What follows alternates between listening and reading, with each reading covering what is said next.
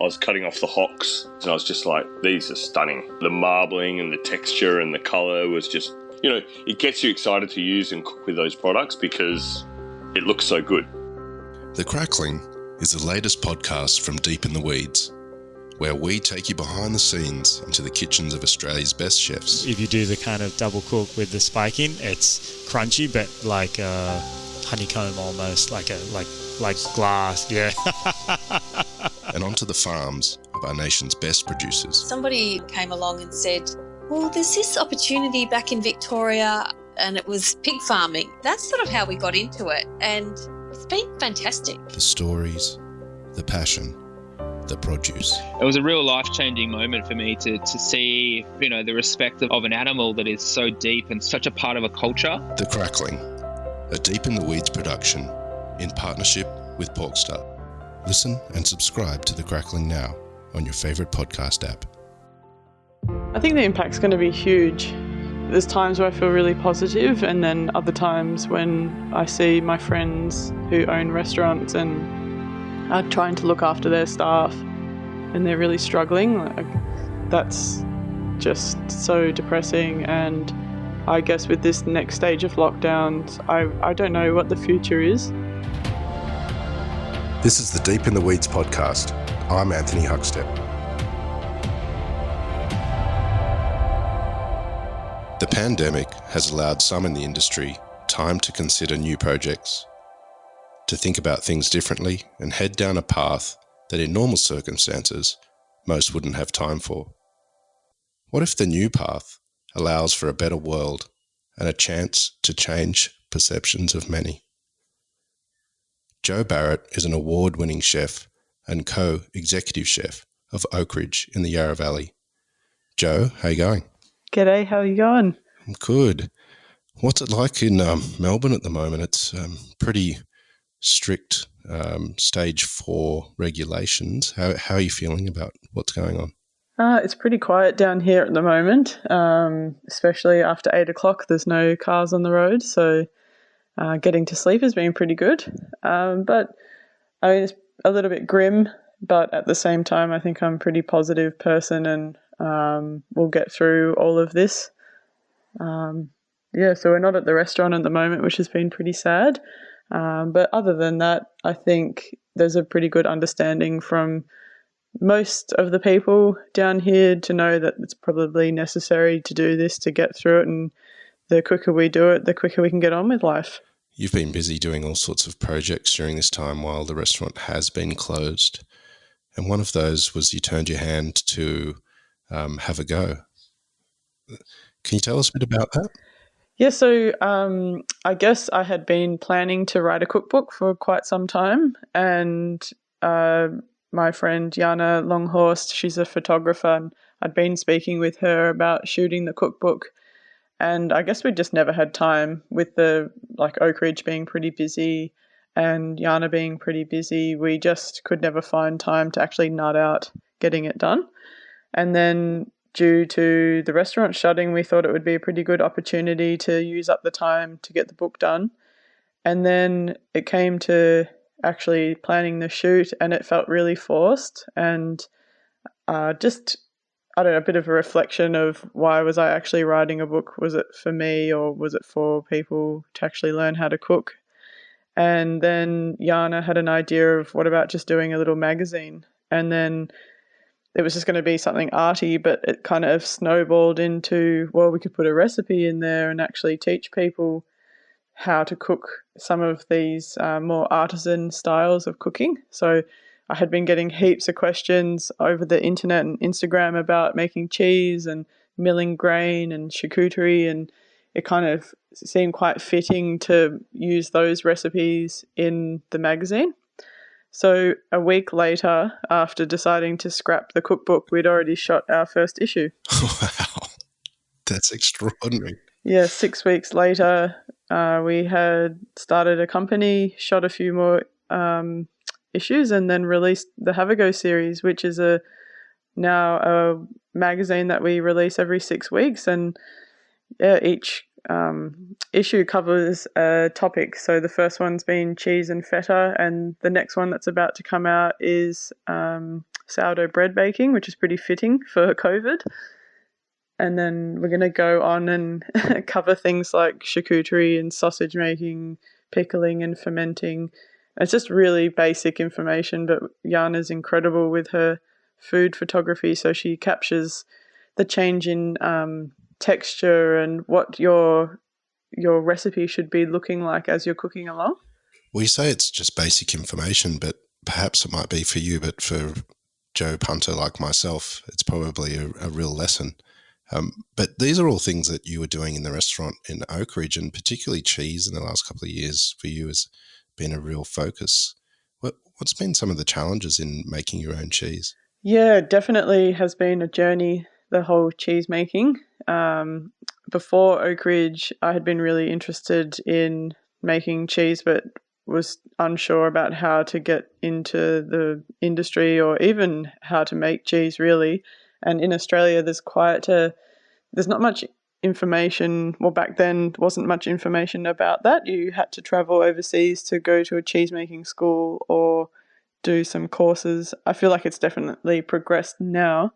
But at Oakridge, we were really lucky. Colin Wood, who is also a chef, he's over in WA at the moment, and we had Jack Holman from Yarra Valley from Yarra Valley Dairy, around us to show us some of the basics and to troubleshoot. And from there, it kind of grew into this whole dairy program at Oakridge. And I think being able to have that experience and then I guess now making cheese at home, I can put into practice some of those skills that I've picked up, because making cheese at home and in a restaurant is pretty different. What's been some of the successes and highlights of making cheese as you've sort of gone on that journey in the last couple of years? I think some of the biggest successes have been, I guess there's two ways of that. I've produced some cheeses which I never imagined I would be producing. You know, like we made some blue cheese and some of the firmer style cheeses, and I never in a million years thought that I would be able to do that. And then I guess the other side of it is now everyone in our kitchen knows how to make basic cheeses, and before that none of us could at all. And then the ripple effect within our local community, there was a situation where we get our milk from Little Yarra Dairy, which is an incredible micro dairy and launching place. And we started just getting milk from Tyrone, the dairy farmer, once a week, and just for cheese making. And then after working with him over like a number of years, we were able to start supplying the whole restaurant for coffees and everything that we were making using his milk. And then Jack, the other cheesemaker in the Yarra Valley, was also using his milk and went on holidays. And Tyrone had an extra 100 litres of milk that he didn't know what to do with. And instead of just pouring it down the drain or trying to find people to take it, we were actually able to take all of his milk and use it in other ways and start making more cheeses and experiment, and able to support our local community in that we had a restaurant to be able to do that, which is pretty special. I know Oakridge is shut at the moment, but can you tell us a bit about the restaurant and sort of and what you guys do there? I know you grow a lot of the things that you use, and you also connect with a lot of local producers as well. But you guys are really hands-on and almost looking back to sort of olden day sort of techniques as well. Yeah, I think I like to think of what we do at Oakridge is just create a Yarra Valley cuisine, or really hone in on our local area. And I guess what you say about that old style of cooking is that's what you would do. You would just cook from your region because that's what was around you. You couldn't import food or get, ingredients from the other side of Australia. So you would actually just be cooking from your region, and then you have to implement some of those primitive techniques of fermenting or pickling and preserving the seasons that you're in. And I guess because of Matt and our ethos about trying to reduce waste and working within our region and season, we just like those techniques work hand in hand. So we might plant in our vegetable garden, which we rely really heavily on with our changing of the seasons and our menu development. So you might get a whole patch of mountain corn, and then you have to go and figure out what to do with mountain corn. So you dry it, you mill it, then you learn how to nixtamalize, and then you make tortillas. So it's probably what we do is produce-driven cooking, but it's from the necessity of we only use from what is around us. And I feel like that's probably what is missing a little bit in the food industry, and maybe some of what has, seen with COVID and all the lockdowns is that like a bit of a resurgent into your local food and your local area. And I mean, we've all been affected by COVID, but when that first round of restrictions started to fall in place with 20 seats or 20 people coming into your restaurant, we were able to purely use food from our garden. And it was a really weird time of kind of going, wow, what we're doing works if you're, on a smaller scale and you're just using food from your garden and using what's around you. You can like live like that and run a restaurant like that. What's this period of time been like for you with the restaurant shut? What have you been missing about the restaurant?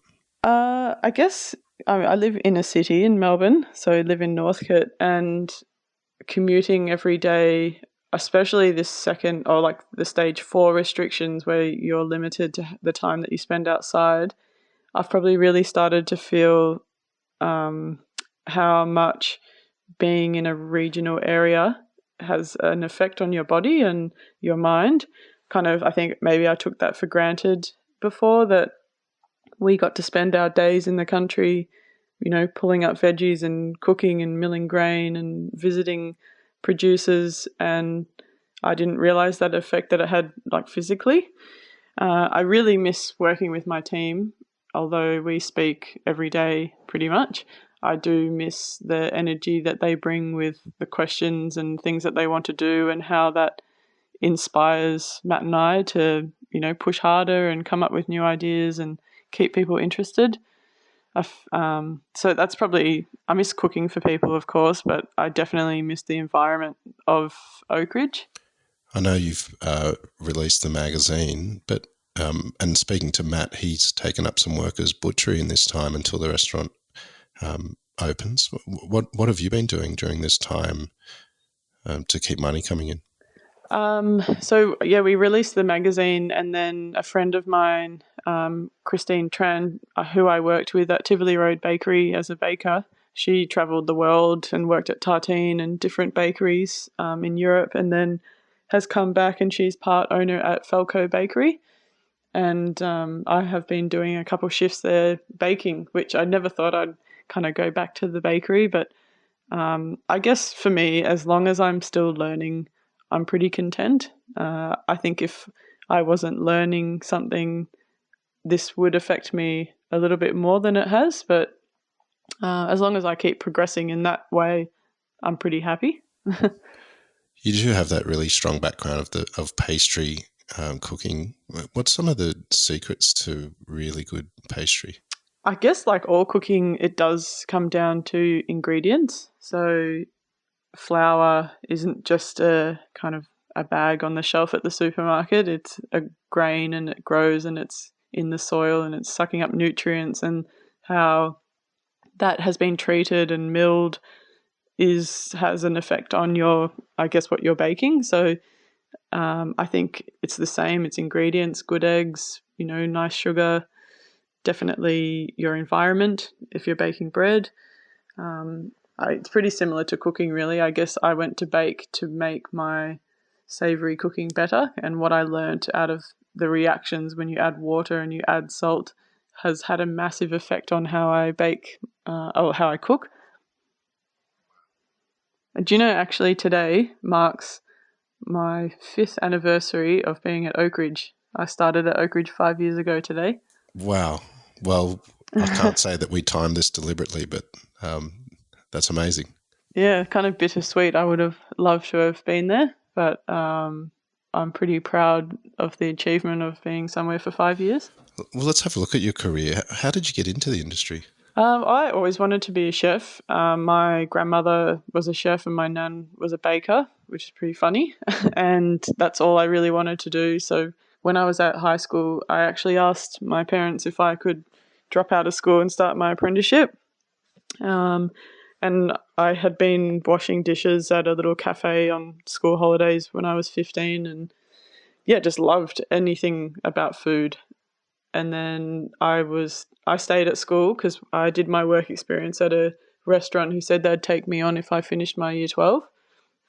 And I loved school in the end. It was unreal.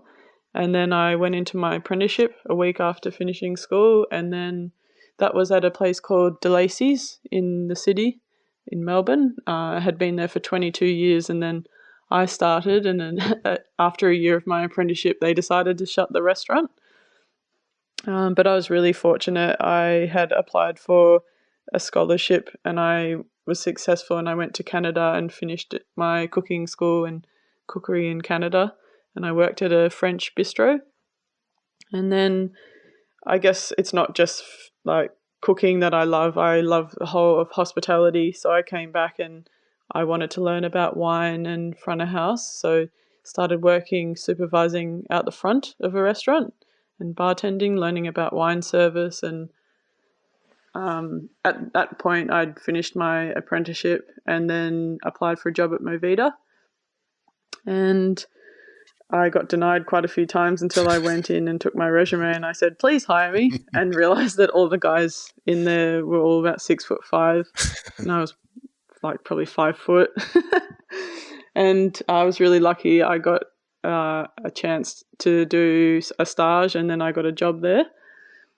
And then I travelled a bit. I worked in New Zealand, in Brazil, and just did a few random jobs before I came back, and they opened Movida Bakery, and I had decided that I wanted to learn about, bread baking and pastry, and if I wanted to be a solid head chef, I had to know every section of the kitchen.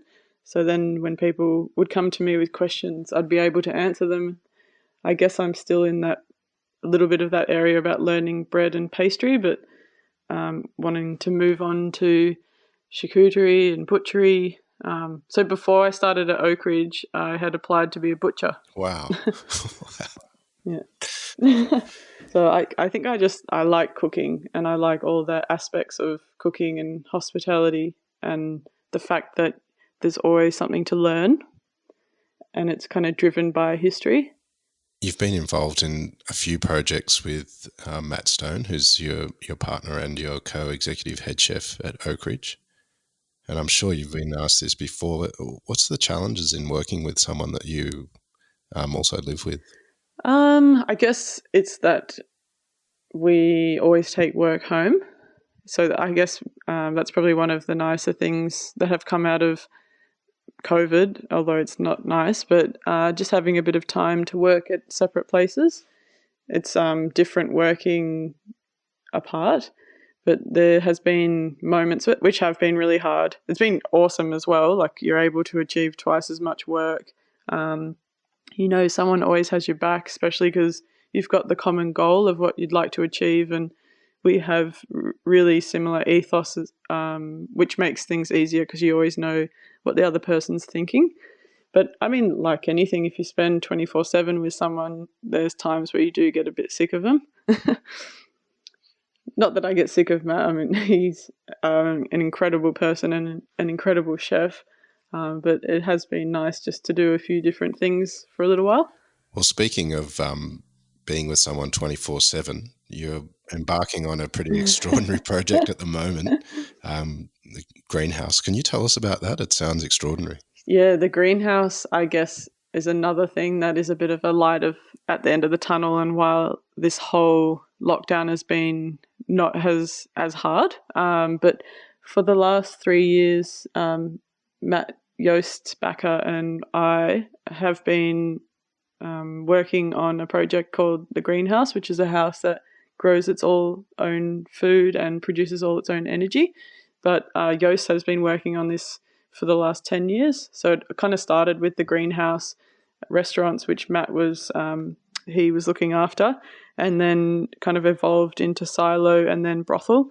So I was really lucky. I got to work at brothel restaurant in Melbourne for a while, and then now it has kind of come to what Joost had always envisioned, which was this house that shows people how you can live in your environment, producing food, producing power, and the importance of nutrition in food.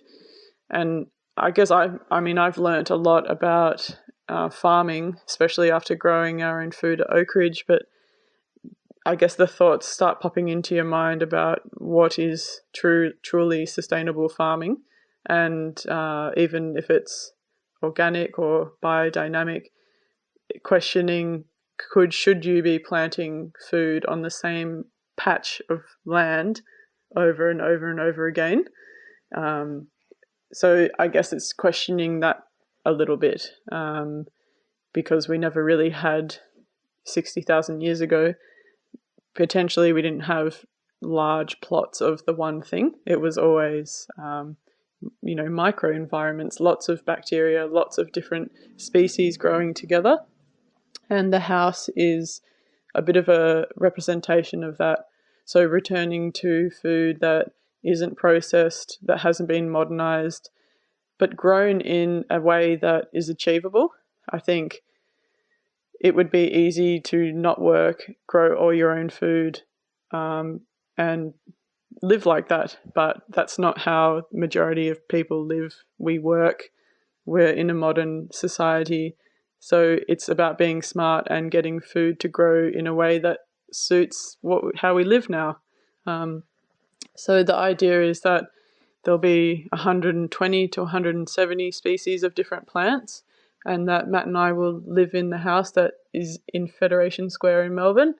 And we're going to show that you can live in a house that produces no waste, that's made out of, waste-conscious materials. So like the walls are made out of hay, and hay is one of the most wasted products imaginable in the world. It just gets thrown out, but we could be using it for walls that also are fireproof, especially in Australia. That's a pretty big deal. The gas from the stove comes from the toilet and it's a whole new way of envisioning how to live, and I think it's affordable, and especially for first home buyers, it's something that, that's how we could get our first home. It's also leaning on the voyeurism of our society. Will people be able to see you and Matt sitting on the lounge eating and watching television or chilling out? Yeah, that's a bit weird, that part of it. But I guess how else are you meant to, you got to make a bit of an impact to get a bit of attention, I guess. And we want to show what it's like and that everyone can do it. You don't have to spend a heap of money, but you could grow a wicking bed, which is a grow bed, for $20. You could build your own one rather than spending, $200 to $500 on a plot from Bunnings. You could actually build your own for less and then grow enough potatoes to feed your whole family. It's kind of what we were saying about going back to olden day foods. Joost was telling us, and I remember this book as well. A book came out about how to feed your family in I think it was like a 4x4 meter or 6x6 meter veggie patch throughout a year. So you rotate through the seasons. It's kind of the same concept, but in a house. So we'll have aquaponics systems as well, which have fish and edible plants in the water. That will be our swimming pool. And then we'll be having protein that is a little bit different, so crickets and mealworms. And then we'll have 2 chickens for eggs. And I guess the thing that I'll miss the most is we're not going to have any milk. Yeah, I guess. Well, you couldn't really share that space with a cow or two. I'm tempted to. Well, and I guess importantly as well, you're actually going to be working in the Yarra Valley at the same time and managing that. What's that process? What's that going to be like? I guess it's just about managing time. So last year I did the World Championship of Pastry, and at the same time I was, looking after Oakridge and writing for different magazines and had a heap of crap that was due, and I really didn't know how I was going to compete in this competition where I had to build a centerpiece and come up with a dessert and travel internationally. And I learnt a lot about time management and organization, and I guess that's what has come out of it. I think being able to run the restaurant and live in this house, it'll just be about being organized. How are you feeling about the restaurant industry at the moment? You're in a pretty extreme lockdown in Melbourne right now. What do you think the impact is going to be of what's going on at the moment? I think the impact's going to be huge. There's times where I feel really positive, and then other times when I see my friends who own restaurants and are trying to look after their staff and they're really struggling. That's just so depressing. And I guess with this next stage of lockdowns, I don't know what the future is. I think I've been always positive, and I look up to Sydney and see that people are going to restaurants, but then around the world, restaurants in America are shutting yesterday, and I think there's going to be a change. I see it in two ways. I think a lot of my chef friends who were kind of really pushing it, their whole lives were in the media and involved in their restaurants. That's their identity. They're kind of going, I don't know if I want to go back to cooking like that, and giving so much of my life to everything, always being on call. But at the same time, it's what's paying people's rents and keeping an economy and tourism going. So I don't know, in one way I think it's going to create a change that could be really good for livelihood in the aspect of having a life, but at the same time, if there's no restaurant at all, we're not going to have a life. So I think it's just a matter of change, but I don't know at the moment what the change will be. What about for you? Has this experience changed you? And do you think you'll see your role in Oakridge being a little different after these circumstances?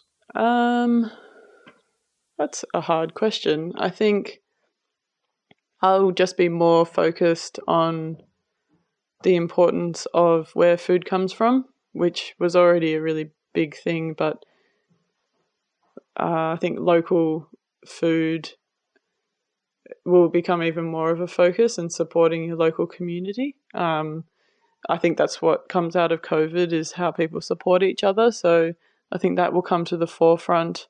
I think making sure people feel safe. I think chefs' roles were always more than just cooking. So my role at Oakridge has always been more than just cooking, and I think it will continue like that. You kind of play counsellor, you play food writer, play, TV presenter. So I think there'll be more of that, but it's probably up to me about balancing it and choosing things that I want to do and what I think has value in the end, for consumers or from guests, that they actually get value, and that in return, suppliers and people are all looked after as well who are producing the food. I'm interested in some of Matt's bad habits that we may see in the greenhouse. Is there anything people should be aware of? He's pretty good, to be honest. There's probably habits that, I don't know, Matt grinds his teeth when he sleeps, but I don't know how anyone else is going to know that unless they hop into bed with him. But I guess if they see me sleeping on the couch, it's not because we've had a fire, it's because he grinds his teeth. Amazing. Jo, it's always awesome to catch up, and you're a bloody inspiration. The magazine and now this project is just extraordinary. Putting your own sort of existence and self on the line to sort of, make a real statement about how the world should be. You're a bloody legend. Thanks for catching up with us today. Oh, thank you. And thanks for having me. I think everyone will get through this. It is really sad. There's some really sad things happening. But I feel like if we all work together, we will get through it for sure. Absolutely. Talk soon. Alrighty. Thank you. This is the Deep in the Weeds podcast. I'm Anthony Huckstep. Stay tuned as we share the stories of Australia's hospo community, suppliers and producers in search of hope during this pandemic. Special thanks to executive producer Rob Locke for making this all happen. Follow us on Instagram at Deep in the Weeds Podcast or email us at podcast@deepintheweeds.com.au. Stay safe and be well.